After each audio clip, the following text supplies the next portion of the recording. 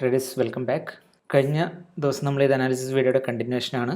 ഈ വീഡിയോ കൊണ്ട് ഞാൻ ഉദ്ദേശിക്കുന്ന ഒരേ ഒരു കാര്യം എന്ന് പറഞ്ഞാൽ വിത്തിൻ എ ഫ്യൂ മന്ത്സ് മാർക്കറ്റിലേക്ക് നോക്കിക്കഴിഞ്ഞാൽ എന്താണ് മാർക്കറ്റ് ചെയ്യുന്നത് എന്ന് സ്വയം മനസ്സിലാക്കാൻ നിങ്ങളെ ക്യാപ്പബിൾ ആക്കുക എന്നുള്ള ഒരു കാര്യം മാത്രമാണ്.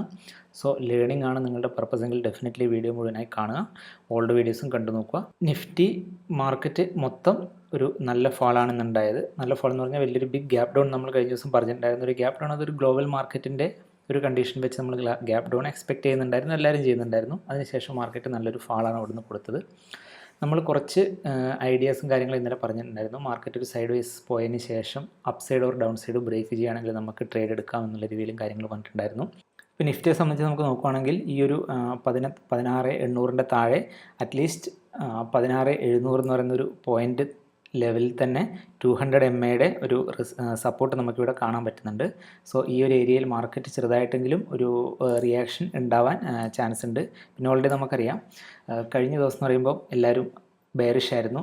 മാർക്കറ്റ് ഇന്ന് ബെയറിഷ് ആണ്. സോ ടുമോറോ ഒരു ഗ്യാപ്പ് ഡൗൺ ആയാലും അതൊരു സർപ്രൈസ് ആയിരിക്കില്ല.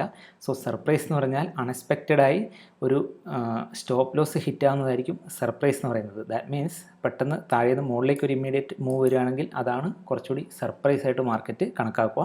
15 മിനിറ്റ്സ് ആയിട്ടുള്ള എന്താണെന്ന് നോക്കാം. ഞാൻ നിങ്ങളുടെ ഒരു കാര്യം കഴിഞ്ഞ ദിവസം ക്ലിയർ ആയിട്ട് പറഞ്ഞിട്ടുണ്ടായിരുന്നു.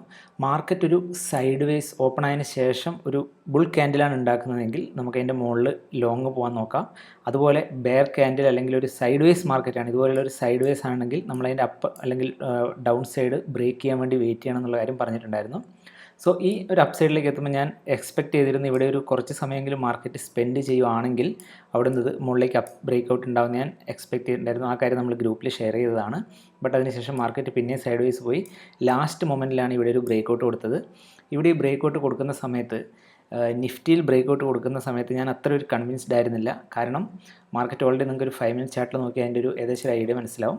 5 മിനിറ്റിൽ മാർക്കറ്റ് ഓൾറെഡി വലിയൊരു ലോങ് മൂവ് ചെയ്ത് വന്നതിന് ശേഷമാണ് ഇവിടെ ബ്രേക്ക് ഔട്ട് കൊടുക്കുന്നത്. അപ്പോൾ ഞാൻ എക്സ്പെക്ട് ചെയ്തിരുന്നത് ഈ ഒരു ഏരിയയിൽ ഒരു റിയാക്ഷൻ ചില സമയത്ത് ഉണ്ടാവും എന്നുള്ള രീതിയിലാണ്. അതുകൊണ്ട് തന്നെ നിഫ്റ്റിയിലും അതുപോലെ ബാങ്ക് നിഫ്റ്റിയിൽ ഞാൻ എൻ്റർ ചെയ്യായിരുന്നത് നിഫ്റ്റിയിലൊരു സപ്പോർട്ട് കണ്ടതുകൊണ്ട് ബാങ്ക് നിഫ്റ്റിയും ചില സമയത്ത് നമുക്ക് ഇവിടെ കാണാൻ പറ്റും. ബാങ്ക് നിഫ്റ്റി വളരെ നല്ല മൂവ് ആ സമയത്ത് കൊടുത്തു, അത് ഞാൻ മിസ് ചെയ്തു ആ മൂവ്. അതിൻ്റെ കാരണം മറ്റൊന്നുമല്ല, ഈ നിഫ്റ്റിയിലുള്ള ഒരു സൈഡ് വേസ് മാർക്കറ്റ് കണ്ടതുകൊണ്ടാണ്. ഈ ഏരിയ നമുക്ക് കാണാം. നിഫ്റ്റി കുറച്ചൊരു ഹൈ ലെവലിൽ നിന്നാണ് മാർക്കറ്റ് താഴേക്ക് വരുന്നുണ്ടായിരുന്നത്, റൈറ്റ്. നമുക്ക് ഒരു ഓൾമോസ്റ്റ് ഡേ ഹൈയിൽ പോയിട്ട് അവിടെ നിന്നാണ് താഴേക്ക് വരുന്നുണ്ടായിരുന്നത്. അതേസമയത്ത് ബാങ്ക് നിഫ്റ്റി ആണെങ്കിൽ അധികം മുകളിലേക്ക് പോകാതെ ഒരു 0.5% നിന്ന് തന്നെ മാർക്കറ്റ് താഴേക്ക് വരികയാണ് ചെയ്തത്. സോ ഇവിടെ നല്ലൊരു ചാൻസ് ഉണ്ടായിരുന്നു. ബട്ട് നിഫ്റ്റിയുടെ ഈ ഒരു ബിഹേവിയർ കാരണം ഞാൻ ബാങ്ക് നിഫ്റ്റി അവോയ്ഡ് ചെയ്യുകയാണ് ചെയ്തത്. But at the same time HDFCയിൽ നല്ലൊരു സ്ട്രോങ് ട്രേഡ് എടുക്കാൻ പറ്റി. HDFCയുടെ 15 മിനിറ്റ് ചാർട്ടിലേക്ക് നിങ്ങൾക്ക് നോക്കിയാൽ ഒരു വളരെ ഇമ്പോർട്ടൻ്റ് ആയിട്ടുള്ളൊരു കാര്യം മനസ്സിലാവും. കാരണം ബാക്കി എല്ലാ സ്റ്റോക്സും ഇൻഡെക്സും കാര്യങ്ങളൊക്കെ ഒന്ന് താഴേക്ക് മൂവ് ചെയ്തതിന് ശേഷം സ്ലൈറ്റ്ലി മുകളിലേക്കുള്ളൊരു മൂവ്മെൻ്റ് ആയിരുന്നു ഉണ്ടായിരുന്നത്. അറ്റ് ദ സെയിം ടൈം ഇത് വളരെ കംപ്ലീറ്റ്ലി നെഗറ്റീവ് അല്ലെങ്കിൽ സൈഡ് വേസ് മാർക്കറ്റായിട്ട് തന്നെ ഉണ്ടായിരുന്നത്. അതുകൊണ്ട് തന്നെ ഇവിടെ എൻട്രി ചെയ്യുക എന്ന് പറഞ്ഞാൽ വളരെ ഒരു ഈസി ആയിട്ടുള്ള ഒരു മണി മേക്കിംഗ് ഏരിയ ആയിരുന്നു ഇതെന്ന് പറയുന്നത്. അത് നമുക്ക് 5 മിനിറ്റ് ചാർട്ടിലാണെങ്കിൽ കുറച്ചുകൂടി ക്ലിയർ ആയിട്ട് മനസ്സിലാവും. മാർക്കറ്റ് ഇവിടെ ഒരു ചെറിയൊരു പോസ് ചെയ്തതിന് ശേഷം താഴേക്ക് വരികയാണ് ചെയ്തത്. ഈ ഒരു ട്രേഡിന് വേണ്ടി ഓൾമോസ്റ്റ് ഒരു ഡേ ഫുള്ളാണ് വെയിറ്റ് ചെയ്തത്. നമ്മളിന്ന് പറഞ്ഞ വളരെ ക്ലിയർ ആയിട്ടുള്ളൊരു കാര്യം എന്ന് പറഞ്ഞാൽ ഫസ്റ്റ് 15 മിനിറ്റ് ക്യാൻഡിലിൻ്റെ ഹൈ ഓർ ലോ ബ്രേക്ക് ചെയ്യുന്നതിന് ശേഷം മാത്രം ട്രേഡ് എൻ്റർ ചെയ്യുക എന്നുള്ളതാണ്. അതിൻ്റെ ഇടയ്ക്കുള്ള ട്രേഡ് എന്ന് പറയുന്നത് എപ്പോഴും നോർമലി ഒരു സൈഡ് വേസ് മാർക്കറ്റ് ആവാനാണ് സാധ്യത. നിഫ്റ്റിയിൽ നിങ്ങൾക്ക് കണ്ടാൽ മനസ്സിലാവും. അതുപോലെ ബാങ്ക് നിഫ്റ്റിയിലും ഫസ്റ്റ് 15 മിനിറ്റ് ബ്രേക്ക് ചെയ്യുന്ന ആ ഒരു സമയം വരെ മാർക്കറ്റ് കംപ്ലീറ്റ്ലി, നിങ്ങളിപ്പോൾ മോളിൽ നിന്ന് ഷോർട്ട് ചെയ്യുന്നവരാണെങ്കിൽ പോലും ക്വിക്ക് ബുക്ക് ചെയ്തില്ല എന്നുണ്ടെങ്കിൽ തിരിച്ച് സ്റ്റോപ്പ് ലോസ് അടിക്കാനും അല്ലെങ്കിൽ പ്രോഫിറ്റ് ഇല്ലാതാവാനും നമുക്കൊരു ഫിയർ വന്ന് എക്സിറ്റ് ചെയ്യാനൊക്കെ ഉള്ള ചാൻസസ് കൂടുതലാണ്. സോ അതുകൊണ്ടാണ് ഞാൻ സ്റ്റാർട്ടിങ്ങിൽ പറഞ്ഞത് മാർക്കറ്റ് നമ്മളൊരു half of the market time കഴിഞ്ഞിട്ടും 12 മണിയായിട്ടും ഇത് ബ്രേക്ക് ഔട്ട് ചെയ്യുന്നുണ്ടായിരുന്നില്ല. സോ വെയിറ്റ് ചെയ്ത് അവസാനമാണ് ഈ ഒരു ബ്രേക്ക് ഔട്ട് കിട്ടിയതെങ്കിലും ആ ഒരു ബ്രേക്ക് ഔട്ടിന് വേണ്ടി വെയിറ്റ് ചെയ്യുക എന്ന് പറയുന്നത് എപ്പോഴും വർത്താണ്, സ്പെഷ്യലി 15 മിനിറ്റിൻ്റെ ബ്രേക്ക് ഔട്ട് ആണെങ്കിൽ. അത് ഇമ്മീഡിയറ്റ്ലി ബ്രേക്ക് ഔട്ട് ആവുന്നത് പോലെയല്ല, നമുക്കൊരു സൈഡ് വേസ് മാർക്കറ്റ് കിട്ടി ബ്രേക്ക് ഔട്ട് ആവുന്ന സമയത്ത്. ട്രേഡേഴ്സ് അതുപോലെ വളരെ ഇൻട്രസ്റ്റിംഗ് ആയിട്ടുള്ള കാര്യം നിങ്ങളുമായിട്ട് ഷെയർ ചെയ്യാനുള്ളത്, നമ്മളുടെ പ്രീമിയം ലേണിംഗ് ചാനലിൽ നിങ്ങൾക്ക് ജോയിൻ ചെയ്യണം എന്നുണ്ടെങ്കിൽ താഴെ കൊടുത്തിരിക്കുന്ന ഏതെങ്കിലും ഒരു ലിങ്ക് ഉപയോഗിച്ച് നിങ്ങൾ ഡിമാറ്റ് അക്കൗണ്ട് ഓപ്പൺ ചെയ്യുകയാണെങ്കിൽ ഫ്രീ ആയിട്ട് അതിൽ ജോയിൻ ചെയ്യാൻ പറ്റും. അക്കൗണ്ട് ഓപ്പൺ ആയതിനു ശേഷം ഡീറ്റെയിൽസ് ടെലഗ്രാമിലേക്ക് മെസ്സേജ് ചെയ്യുക. എല്ലാ ഡീറ്റെയിൽസും ഡിസ്ക്രിപ്ഷനിൽ കൊടുത്തിട്ടുണ്ട്. അതുപോലെ നമ്മൾ റിലയൻസിൻ്റെ ഒരു കാര്യം നോക്കുകയാണെങ്കിൽ ഇൻട്രസ്റ്റിംഗ് ആയിട്ടുള്ളൊരു കാര്യം മനസ്സിലാവും. ബാക്കിയുള്ള സ്റ്റോക്സൊക്കെ വളരെ നെഗറ്റീവായ സമയത്ത് നിഫ്റ്റിയിൽ തന്നെ ഒരു വളരെ ഇമ്പോർട്ടൻ്റ് ആയിട്ടുള്ളൊരു കോമ്പണൻ്റാണ് റിലയൻസ് തന്നെയാണ് നിഫ്റ്റിയെ ഒരു തരത്തിൽ ഈ ഒരു ടോപ്പിൽ ഹോൾഡ് ചെയ്തത് കുറേ സമയത്തേക്കെന്നാണ് എനിക്ക് തോന്നുന്നത്. ബാക്കി എല്ലാത്തിലും ഒരു നെഗറ്റിവിറ്റി കണ്ടപ്പോൾ നിങ്ങൾക്ക് എൻ്റെ ഡെയിലി ചാർട്ട് കണ്ടാൽ തന്നെ മനസ്സിലാവും. ഒരു ഡോജി ക്യാൻഡിലാണ് ഇന്ന് റിലയൻസ് ഇവിടെ ക്രിയേറ്റഡ് ആയത്. 200 MA ഒരു സപ്പോർട്ട് എടുത്തതിന് ശേഷം നമ്മൾ ഇന്നലെ പറഞ്ഞ ടെക് മഹീന്ദ്ര അല്ലെങ്കിൽ TCS tech Mahindra gap down ആയിട്ടാണ് ഓപ്പൺ ആയത്. അതുകൊണ്ട് നമുക്ക് അവിടെ ട്രേഡിൻ്റെ കാര്യമൊന്നുമില്ല. പക്ഷേ TCS നമ്മൾ പറഞ്ഞ ലെവലിലേക്ക് വന്നിട്ടുണ്ടായിരുന്നില്ല. നമ്മൾ ഇന്നലെ ഒരു ബ്രേക്ക്ഔട്ടിനെ കുറിച്ച് പറഞ്ഞിരുന്നു. ഈ ഒരു ലെവലിൻ്റെ താഴെ ആ ലെവലിലേക്ക് TCS വന്നിട്ടേ ഇല്ല. ബട്ട് സ്റ്റിൽ മുകളിലൊരു കംപ്ലീറ്റ് ഒരു സൈഡ് വൈസ് മാർക്കറ്റാണ്.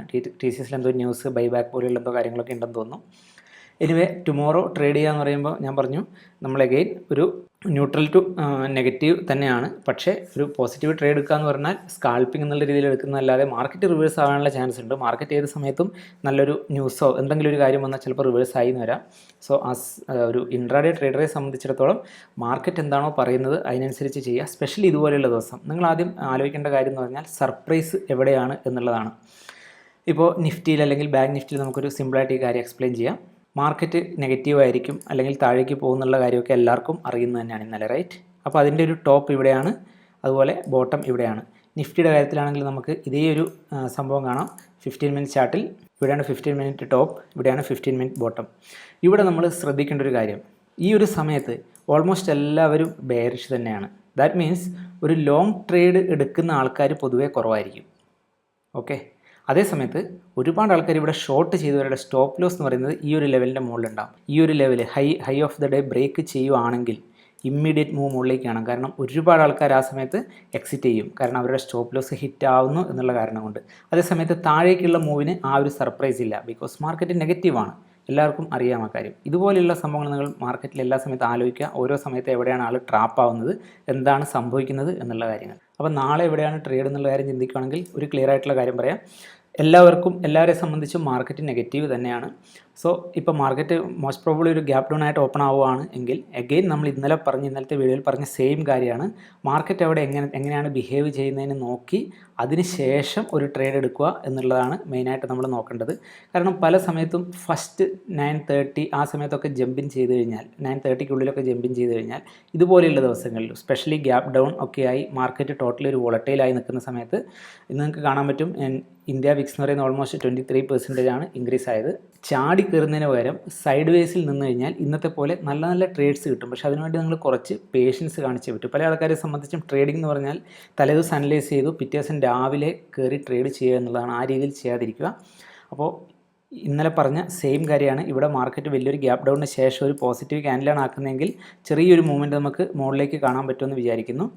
അതുപോലെ തന്നെ ഇനി അങ്ങനെയല്ല സൈഡ് വേസ് മാർക്കറ്റ് ആണ് എങ്കിൽ അഗെയിൻ നമുക്ക് ഏത് സൈഡിലേക്കാണോ ബ്രേക്ക്ഔട്ട് അതിനനുസരിച്ച് ട്രേഡ് എടുക്കാൻ പറ്റും. At the same time immediately ഒരു സെൽ ഓഫ് ആണ് നടക്കുന്നതെങ്കിൽ ഞാൻ എന്തായാലും സൈഡ് വേസിൽ നിന്ന് നോക്കുകയാണ് ചെയ്യുക, വാച്ച് ചെയ്യും. കാരണം എന്താണെന്ന് വെച്ചാൽ എവിടെയാണ് മാർക്കറ്റ് ഒരു നല്ല എൻട്രി തരുന്നത്, ഒരു പ്രൈസ് ആക്ഷൻ മൂവ് തരുന്നത് എന്ന് നോക്കിയിട്ട് വെയിറ്റ് ചെയ്യുക എന്നുള്ളത് വളരെ ഇമ്പോർട്ടൻ്റ് ആണ്.